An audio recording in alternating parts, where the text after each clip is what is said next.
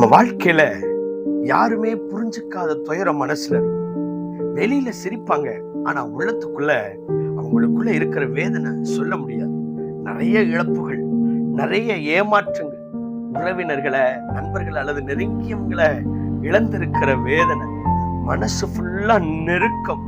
அப்படிப்பட்ட சூழ்நிலையில இருக்கிறவங்களுக்கு ஆண்டவர் சொல்ற வார்த்தை, துயரப்படுகிறவர்கள் பாக்கியவான்கள், அவர்கள் ஆறுதல் அடைவார்கள். ஆமாங்க, உலகம் சொல்லுது நீ அழாத, அது உனக்கு பலவீனம், நீ மத்தவங்களுக்கு முன்னாடி அழுதுகிட்டு நிக்க கூடாது அப்படின்னு உலகம் சொல்லுது. ஆனா இயேசு கிறிஸ்து என்ன சொல்றாருன்னா, அழுகிறவன் யார் தெரியுமா?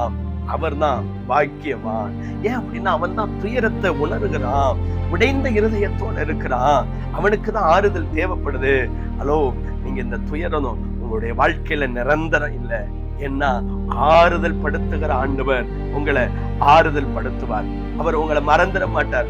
ஒருவேளை உங்க கண்ணுல நீர் வழிந்து கொண்டே இருக்கிறதா, மனதுல வேதனை பெருகி கொண்டே இருக்கிறதா, சோர்ந்து போயிடாதீங்க.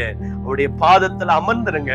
உங்கள் இருதயத்துல இருக்கிற துயரங்களை எடுத்து போட்டு உங்களை சந்தோஷத்தினாலே, ஆறுதலினாலே, சமாதானத்தினாலே நிரப்புவார். ஏன்னா சமாதானத்தை தருகிற கர்த்தர் உங்களோடு. May God bless you.